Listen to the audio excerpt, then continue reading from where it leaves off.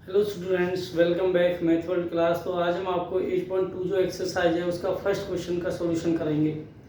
First question का जो first part है उसने कहा साइन 60 कॉस 30 प्लस साइन 30 और कॉस 60 इनकी वैल्यू क्या होगी। इवेल्युएट द फॉलोइंग इसने कहा है, तो इसकी वैल्यू हमें फाइंड आउट करनी है। तो सबसे पहले हमें इनकी वैल्यू पता होना चाहिए। साइन 60 की वैल्यू क्या है। तो साइन 60 की जो वैल्यू होती है वो अंडर रूट के 3/2 होती है। उसके बाद यदि हम cos 30 की बात करें तो cos 30 की वैल्यू क्या होगी। जितनी साइन 60 की होगी वही cos 30 की होती है। तो यहाँ पर आप करोगे √3/2। अब करोगे साइन 30 की वैल्यू कितनी होगी। Sine 30 value of sine 30 is 1/2 and cos 60 value is 1/2। √3 multiply by √3 equals to √9 and 2 into 2 equals to 4 plus 1 multiply by 1 तो 1, 2 मल्टीप्लाई बाई 2 4। अब यहाँ से हम एलसीएम का यूज करें तो 4 यहाँ पे देखो ये दोनों 4 है सेम है तो 4 लिख दीजिए। √9 ओपन हो जाता है 3 से, प्लस के 1 कर दो। 3 प्लस के 1 कितना हो गया 4, तो ये आ गया 4/4। 4 से 4 कैंसिल हो गया, कितना आ गया 1। कितना आ गया 1। उसके बाद अब हम यहाँ पे करते हैं सेकंड क्वेश्चन। नेक्स्ट जो क्वेश्चन दिया हुआ है वो है 2 tan square 45 plus cos square 30 plus minus sine square 60। अब यहाँ पर सबसे पहले आप क्या करोगे, tan 45 की वैल्यू फाइंड आउट। tan 45 तो 2 मल्टीप्लाई में tan 45 की वैल्यू होती है 1, तो आप करोगे 1 का स्क्वायर प्लस cos 30 की वैल्यू क्या होगी। cos 30 की वैल्यू वही होगी जो साइन 60 की होगी, तो उसकी वैल्यू रहती है √ के 3/2। इसका स्क्वायर हो जाएगा होल स्क्वायर, क्योंकि ये इसका स्क्वायर दिया हुआ है माइनस के। अब आप ये देखो कि यहाँ पर दिया है साइन 60। अब साइन 60 दिया है, साइन 60 की वैल्यू √ 3/2। इसका भी स्क्वायर कर दो, इसका स्क्वायर, ये माइनस है ये प्लस है, दोनों सेम है। प्लस माइनस की वैल्यू जो होती है वो कट हो जाती है। कितना आ गया, अब यहाँ पे आ गया 1 का स्क्वायर होगा 1, 2 बन जा क्या आ गया 2 आ गया। ओके, अब थर्ड वाला पार्ट देखिए। नेक्स्ट जो क्वेश्चन दिया हुआ है थर्ड वाला पार्ट वो है cos 45/sec 30 और cosec 30। cos 45 की वैल्यू क्या होगी।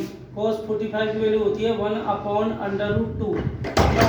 sec 30 की वैल्यू क्या होगी, तो sec 30 की वैल्यू फाइंड आउट करते हैं। अब यहाँ पर जो sec 30 है उसकी वैल्यू होती है 2/√3 प्लस के cosec 30 की वैल्यू क्या होगी। cosec 30 की वैल्यू होती है 2/1। अब यहाँ से क्या किया जाए, इसका एलसीएम का यूज। अब इन दोनों का एलसीएम कितना आएगा, √3 की मल्टीप्लाई 1 से करो तो √3 आया, 1 की मल्टीप्लाई 2 से करो तो 2 आ गया, √3 की 2 से करोगे तो कितना आया 2 √3 आया। ठीक है, ऊपर कितना दिया है, ये दिया है 1/√2। अब फोर्थ की मल्टीप्लाई होगी फर्स्ट से, सेकंड की होगी थर्ड से, तो 1 की मल्टीप्लाई तो होगी √3 से, और √2 की जो मल्टीप्लाई है वो होगी 2 + 2√3 से। अब 1 की मल्टीप्लाई √3 से होगी तो √3 आया, और √2 की मल्टीप्लाई 2√2 से होगी तो 2√2 आ गया, प्लस के √2 की मल्टीप्लाई √2 वाले से हो जाती है तो 2 √2 6 आ गया। अब इसका करना है रेशनलाइज। ठीक है, क्या करना है, रेशनलाइज। अब इसका जब हम रेशनलाइज करते हैं तो कैसे, इसका न्यूमरेटर देखो, न्यूमरेटर अपॉन डिनोमिनेटर तो सिंगल वैल्यू दिया है, इससे ज्यादा कोई डिफरेंस पड़ेगा इसलिए हम डिनोमिनेटर का करते हैं। तो इसका रेशनलाइज जब हम करेंगे तो 3 में 2 प्लस के 2 आपने लिख दिया, इनटू में किया, इसको जितना दिया है सेम लिखो, 2 माइनस 2 और 2 माइनस 2 देखो जितना नीचे दिया है सेम लिखते हैं, लेकिन जो सिंबल होता है, जो साइन होता है उसको चेंज करके लिखते हैं।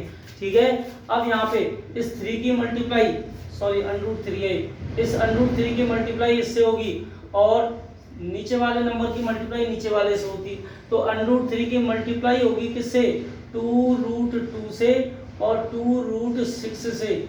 उसके बाद अब यहाँ पर a प्लस के b और a माइनस b का फॉर्मूला यूज होता है, ठीक है। तो फॉर्मूला है a का स्क्वायर, a कितना दिया है 2√2 इसका स्क्वायर, और माइनस के b का स्क्वायर, b कितना है 2√6 इसका स्क्वायर हो जाएगा। अब यहाँ से √3 की मल्टीप्लाई करो तो √रूट से ही होगी, √रूट वाले की मल्टीप्लाई √रूट वाले से ही होगी, तो √3 की मल्टीप्लाई √2 से होगी, तो 2 तो बाहर आएगा, ये आ जाएगा 6, √3 की मल्टीप्लाई इससे होगी तो ये आएगा 2√18, ठीक है, अपॉन। अब यहाँ पे ओपन करो, सबसे पहले तो देखो ये 2 का स्क्वायर है, ये 2 का स्क्वायर है, तो 2 का स्क्वायर है तो 4 आया, और √2 का स्क्वायर है तो 2 आएगा। कैसे देखो, 2√2 का स्क्वायर यदि दिया हुआ है, 2√2 का यदि स्क्वायर दिया हुआ है तो आप क्या करोगे, सबसे पहले तो 2 का स्क्वायर करोगे, फिर √2 का स्क्वायर करोगे, क्योंकि ये दोनों का स्क्वायर है, तो 2 का स्क्वायर तो हो गया 4, 2 से √रूट कैंसिल हो गया, क्या बच गया 2, तो इसलिए 4 2 जा 8, माइनस के ऐसे बेटा 2 का स्क्वायर तो आ गया 4, और ये आ जाएगा साथ में 6, तो इन दोनों में कॉमन क्या है, इन दोनों में कॉमन है 2, क्या बच गया √रूट के 6 माइनस के √रूट के 18, अपॉन में यहाँ पे आ गया 4 2 जा 8 माइनस के 4 6 जा 24। अब 24 बड़ा है, चाहे माइनस का सही, लेकिन बड़ा नंबर है, इसमें से छोटे वाले को माइनस करो, तो 2 √रूट के 6 माइनस √रूट का 18 अपॉन, यहाँ पे माइनस का कितना बच गया, माइनस का बच गया 16, और 2 से 16 को कट करोगे 8 टाइम, तो कितना आ गया, यहाँ पे आ गया √6 माइनस √18 अपॉन में माइनस का 8।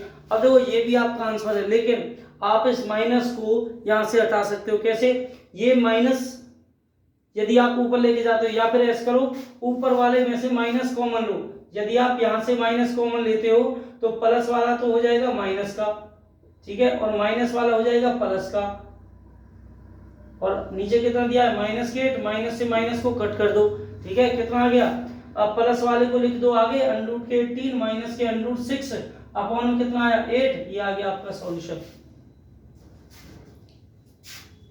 आई होप आपको अच्छे से समझ आया होगा, इंपॉर्टेंट क्वेश्चन है आपके लिए, ठीक है।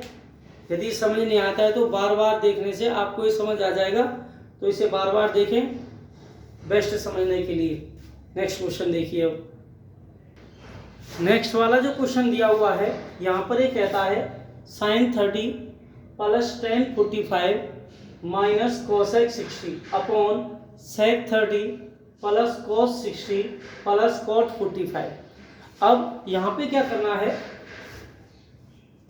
sin 30 की वैल्यू कितनी होती है, sin 30 की वैल्यू होती है 1/2 प्लस tan 45 की वैल्यू होती है 1 माइनस cosec 60 की वैल्यू क्या होगी, तो वो रहती है 2/√3। इसके अपॉन में 1 कर दो, क्योंकि सब के अपॉन में चल रहा है। sec 30 की वैल्यू क्या होगी, sec 30 की वैल्यू होगी 2/√3। cos 60 की क्या होगी, वो होगी 1/2। cot 45 की होगी 1, इसके अपॉन में 1। अब इनका एलसीएम लीजिए, पहले इनका जो एलसीएम आता है वो कितना आया, इनका एलसीएम आया 2√3।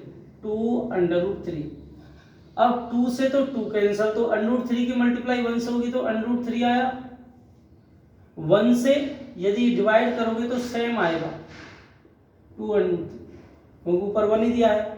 √3 से √3 कैंसिल हुआ, क्या बच गया 2। अब 2 की मल्टीप्लाई 2 से होगी तो कितना आया 4, ठीक है। उसी प्रकार यहाँ पे एलसीएम लेना है, इसका एलसीएम भी आया 2√3। अब √3 से √3 कैंसिल हो गया, √3 से √3 कैंसिल हो गया, तो यहाँ पे आ गया 2 की मल्टीप्लाई 2 से करो तो आ गया 4 प्लस 2 से 2 कैंसिल हुआ, कितना आया √3 की 1 से होगी तो आया √3 प्लस के 2√3 सेम आए, क्योंकि यहाँ पर 1 है 2√3। अब देखो फोर्थ और सेकंड कट हो जाती है, कितना बच गया, यहाँ पे आया √3 plus 2√3 minus 4 upon 4 plus √3 plus 2√3, ठीक है। अब क्या करना है, देखो ये √3 है, कितने 2, ये √3 है, कितना 1, तो कितना होगा ये, देखो यहाँ पर 1 लिखा नहीं होता लेकिन 1 होता है, कितने हो गए 3, तो यहाँ पे लिखोगे 3√3 -4 अपॉन यहाँ पे लिखोगे 3√3 + 4। अब इसके बाद क्या करना होता है, रैशनलाइजेशन,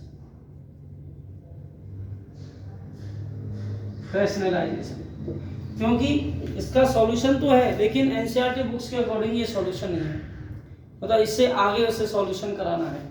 तो यहाँ पर जब इसका रैशनलाइज करेंगे तो इसको लिखना है दोबारा से 3√3 -4 3√3 + 4, तो सेम नीचे वाला है, सेम लिख दो उसे 3√3 4 3√3 और 4, यहाँ पर प्लस है नीचे तो आप माइनस लगाइए।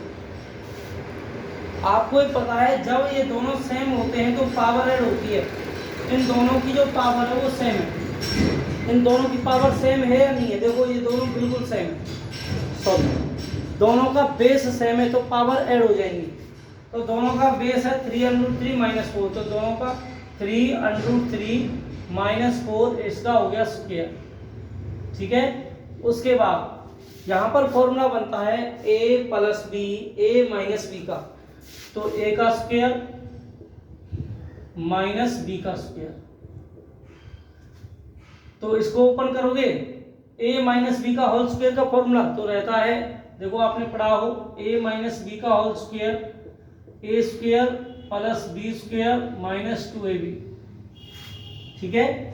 उसके बाद 3√3 a का स्क्वायर + b का स्क्वायर माइनस के 2a दिया है 3√3 और b दिया है 4 अपॉन a का स्क्वायर, देखो 3 का स्क्वायर 9 और स्क्वायर से अंडरूट कट होगा बच जाएगा 3, 4 का स्क्वायर 16।